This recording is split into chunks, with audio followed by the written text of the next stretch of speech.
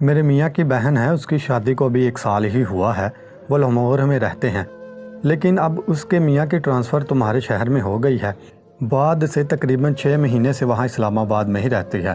وہ لاہور میں کسی پرائیویٹ کمپنی میں کام کرتا تھا، لیکن پھر اس کی کمپنی کو اسلام آباد میں کام ملازم ملا تھا تو وہاں چلا گیا۔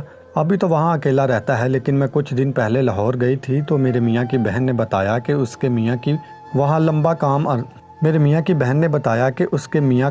کام لمبا عرصے کا ہے، اس لیے وہ چاہتا ہے کہ اپنی بیوی کو بھی ساتھ وہاں لے جائے گا اور وہاں کرائے کے گھر کے لے کر رہے گا۔ میں نے کہا آنٹی جی، ان کی ابھی نئی شادی ہوئی ہے اور ان کا میاں بھی ان کے ساتھ رہ رہا ہے اور وہ تو ان کو کبھی بھی کسی چیز کی کمی محسوس نہیں ہونے دے گا، پھر اس میں میرا حساب کیسے فٹ ہوگا؟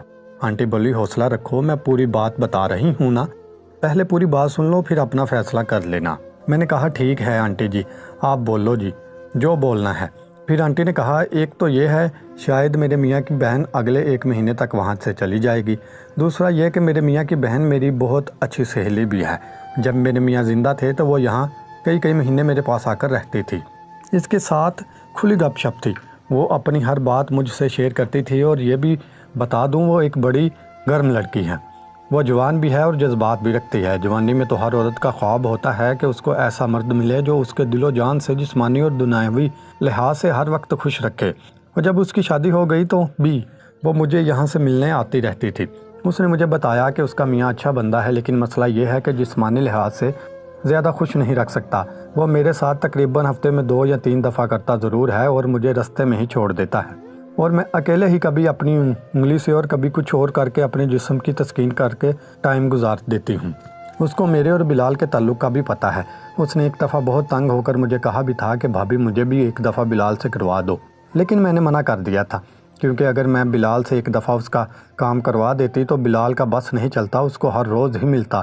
اس معاملے میں بہت ٹھڑکیا، اور جب ایک دفعہ اس کا کام ہو جانا تھا تو اس نے اس چکر میں میرے میاں کی بہن مہوش کے پیچھے لاہور تک چلے جانا تھا اور وہاں پہ مسئلہ بن جانا تھا، کیونکہ مہوش کا سسرال جوائنٹ فیملی سسٹم ہے اور اس کا دیور وکیل بھی ہے اور بڑا سخت مزاج کا بندہ ہے۔ کسی نہ کسی دن اگر بلال وہاں پکڑا جاتا تو مہوش کی زندگی برباد ہو جانی تھی۔ بس اس ڈر سے ہی آج تک میں نے مہوش کا کام نہیں کروایا اور نہ ہی بلال کو کبھی مہوش کا پتہ لگنے دیا ہے۔ میں نے کہا آنٹی جی، میں آپ کی پوری بات سمجھ گیا ہوں، لیکن میرا ایک سوال ہے کہ جب مہوش اسلام آباد چلی جائے گی تو میرا اس کے گھر آنا جانا کیسے ہوگا؟ اور دوسرا اس کے میاں کا کیا ہوگا اگر اس کو پتہ چل گیا تو پھر کیا ہوگا؟ آنٹی نے کہا دیکھو کاشی، تم خود اسلام آباد میں رہتے ہو، تمہیں وہاں تو ماحول کا زیادہ پتہ ہے، وہاں شہر کا ماحول اتنا ہے بے حس ہے کہ ساتھ والے کا نہیں پتہ ہوتا، اس لیے تمہارے لیے یہ تو مسئلہ نہیں ہوگا کہ تم مہوش کے کیا لگتے ہو۔ دوسرا اس کا میاں وہ کون سا ہر ٹائم گھر پہ ہوتا ہے، وہ تو صبح گھر سے جاتا ہے اور رات کو گھر واپس آتا ہے، اور ہفتے میں 1 دن ہی اس کو چھٹی ہوتی ہے۔ اور رہی بات مہوش کی، اس کو میں تمہارے بارے میں سب کچھ بتا دوں گی، پھر جب وہ اسلام آباد چلی جائے گی میں تمہیں اس کا موبائل نمبر بھی دے دوں گی، تم پہلے فون پہ ہی اس کے ساتھ کچھ عرصہ گپ شپ لگا لیا کرنا، جب دیکھو وہ مکمل راضی ہو گئی تو بس پھر وہ خود ہی تمہیں ملنے کا بھی بتا دے گی۔ اور ویسے بھی مجھے پتہ ہے تمہیں اس کو راضی کرنے میں 1 مہینہ بھی نہیں لگے گا، کیونکہ میں بھی اس کو تمہارے بارے میں مکمل اعتماد میں کر لوں گی، کچھ تم خود کر لینا، بس پھر سمجھو ایک گرم اور ٹائٹ بدن اپنے ہی شہر میں مل جائے گا، اور ہو سکتا ہے تمہاری خواہش بھی مل جائے۔ میں آنٹی کی بات سن کر خوش ہو گیا۔ میرے اندر کی کیفیت یہ تھی کہ اندر ہی اندر میرے دل میں لڈو پھوٹ رہے تھے، کیونکہ میرے لیے اسلام آباد میں ہی بندوبست ہو گیا تھا، اب میرا اپنے ہی شہر میں کام بن گیا تھا۔ میں نے آنٹی کو کہا وہ آنٹی جی، کمال کا بندوبست کیا ہے آپ نے، دل خوش ہو گیا ہے۔ آنٹی نے کہا بس ایک بات کا خیال رکھنا، یہ بات بلال کو پتہ نہ چلے، اور دوسرا مہوش کے ساتھ بھی پورے دھیان سے ملتے رہنا۔ میں نے کہا آنٹی جی آپ بے فکر ہو جائیں۔ پھر میں نے آنٹی کو کہا کہ آنٹی جی آگے کا کیا موڈ ہے؟ آنٹی نے کہا تم بتاؤ کیا کرنا ہے، اور پھر آنٹی نے کہا تم لیٹ جاؤ، میں ابھی اس کے اندر جان ڈالتی ہوں۔ میں ٹانگیں سیدھی کر کے لیٹ گیا اور آنٹی گھوڑی سٹائل میں میرے سیدھے ہاتھ والے سائڈ پر آ گئیں۔ پہلے تو آنٹی آہستہ آہستہ کر رہی تھی، پھر آہستہ آہستہ اپنی سپیڈ کافی تیز کر رہی تھی، میرے منہ سے لذت بھری آوازیں نکل رہی تھیں۔ پھر آنٹی نے منہ کے بل ہی بیڈ پہ لیٹ گئی اور میں بھی اپنی آنکھیں بند کر کے کچھ دیر لیٹا رہا۔ کوئی 5 منٹ بعد ہی آنٹی نے کہا کاشی بیٹا کیسا لگا؟ تو میں نے کہا آنٹی جی آج تو مزہ آ گیا ہے۔ پھر آنٹی وہاں سے برہنہ ہی اٹھی اور اپنے کچن میں چلی گئی، اور تھوڑی دیر بعد اس نے 2 گلاس دودھ کے پکڑے ہوئے تھے اور اس دودھ میں شہد بھی ڈالا ہوا تھا، ایک مجھے دیا، ایک خود لے کر بیڈ پہ ہی بیٹھ کر پینے لگی۔ میں بھی اپنا گلاس لے کر دودھ پینے لگا۔ میں نے کمرے میں لگی گھڑی پہ نظر ماری تو 2:10 کا ٹائم ہو چکا تھا اور مجھے بلال کی بات یاد آئی کہ 3 سے پہلے کام نپٹا کر یہاں سے نکلنا ہے۔ میں نے جلدی سے اپنا گلاس خالی کیا اور آنٹی بھی اپنا گلاس خالی کر چکی تھی۔ انہوں نے میرے سے ایک گلاس لیا اور باہر کچن میں چلی گئی۔ تھوڑی دیر بعد آنٹی نے آ کر دوبارہ میرے ساتھ برہنہ ہی لیٹ گئی اور پوچھنے لگی، ویسے کاشی سچ میں تم نے آج تک کسی اور کو نہیں چھوا؟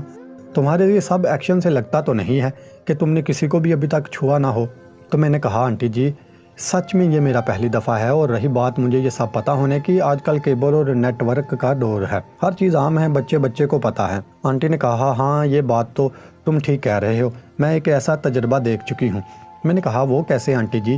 تو آنٹی نے کہا، میرے گھر میں بھی کیبل لگی ہوئی تھی، تمہیں تو پتہ ہے کہ کیبل پہ کس طرح کے چینل لگے ہوئے ہیں، اور میری ایک جوان بیٹی بھی ہے، وہ آج کل فارغ ہی ہے اور اپنے رزلٹ کا انتظار کر رہی ہے۔ اس لیے ایک رات کو میں سو گئی تھی لیکن وہ ٹی وی دیکھ رہی تھی، وہ بھی یہاں ہی میرے ساتھ سوتی ہے۔ رات کو اچانک میری پیاس کی وجہ سے آنکھ کھلی تو دیکھا میری بیٹی ٹی وی دیکھ رہی تھی۔ ٹی وی پہ کوئی انگلش فلم لگی تھی، اس میں کوئی گوری کسی گورے مرد کی جھولی میں بیٹھی ہوئی تھی، اور میں تو دیکھ کر پاگل ہی ہو گئی اور غصہ بھی آیا اور اپنی بیٹی کو ڈانٹ دیا کہ ٹی وی بند کرو، اتنی رات تک لگایا ہوا ہے۔ بس وہ بھی ڈر کر ٹی وی بند کر کے سو گئی۔ میں نے کہا، آنٹی جی خیال رکھا کریں، آپ کی بیٹی جوان ہے اور سب کچھ دیکھتی ہے اور سمجھتی بھی ہے، اور اس عمر میں تو اسکول سے بھی لڑکیوں کو اپنی سہیلیوں سے کافی کچھ پتہ چل جاتا ہے، اس لیے تھوڑا پیار سے محبت سے اپنی بیٹی کو مام نہیں دوست بن کر سمجھاؤ، اور کوشش کریں کہ اس کی ہر خواہش کو پورا کر دیا کرو، مجھے امید ہے وہ سب کچھ سمجھ جائے گی۔ آنٹی نے کہا، ہاں کہہ تو تم ٹھیک رہے ہو، لیکن وہ جوان ہے، میں اس کی یہ والی خواہش تو پوری نہیں کروا سکتی، یہ تو شادی کے بعد ہی پوری ہو سکتی ہے، باقی میں اس کو خوش رکھ سکتی ہوں، میں دوست بن کر ہی اس کو سمجھا دیا کروں گی، لیکن ڈر لگتا ہے، جوانی کا خون ہے، کہیں محلے یا کہیں اور غلط حرکت نہ کر بیٹھے اور شادی سے پہلے ہی بدنام ہو جائے۔ میں نے کہا، آنٹی جی میں آپ کی بات سمجھ سکتا ہوں، لیکن اگر وہ کوئی غلط نہ کر بیٹھے، لیکن اس سے بہتر ہے کہ آپ اس کی ماں نہیں دوست بن جاؤ، اور وہ آپ سے اپنی ہر بات شیئر کرے گی، اس کو اچھے اور برے کی تمیز بھی بتا دو۔ آنٹی جی بیٹی کی سب سے بڑی رازدان اور خیر خواہ ایک ماں ہی ہو سکتی ہے، اس لیے مجھے جو ٹھیک لگا آپ کو بتا دیا، باقی آپ کی مرضی۔ آنٹی نے کہا، کاشی بیٹا کہہ تو تم ٹھیک رہے ہو، میں اس کے بارے میں سوچوں گی، پھر خود ہی کوئی حل نکال لوں گی۔ میں نے کہا، آنٹی جی ٹائم تھوڑا 2:30 ہو گئے ہیں، میرا دل ہے جلدی سے ایک راؤنڈ لگا لینا چاہیے۔ ٹائم دیکھا اور بولی، تم ٹھیک کہہ رہے ہو۔ میں نے کہا، آنٹی جی اپنا موبائل نمبر دو تاکہ آپ سے رابطہ کر سکوں، پھر بلال آ جائے گا۔ آنٹی نے مجھے اپنا موبائل نمبر دیا، میں نے اپنے موبائل میں سیو کیا۔ پھر میں اس پوزیشن میں خود بھی تھک گیا تھا اور آنٹی بھی کافی تھک گئی تھی، تو میں ان کے اوپر سے ہٹ کر ان کے ساتھ بیڈ پہ ہی لیٹ گیا۔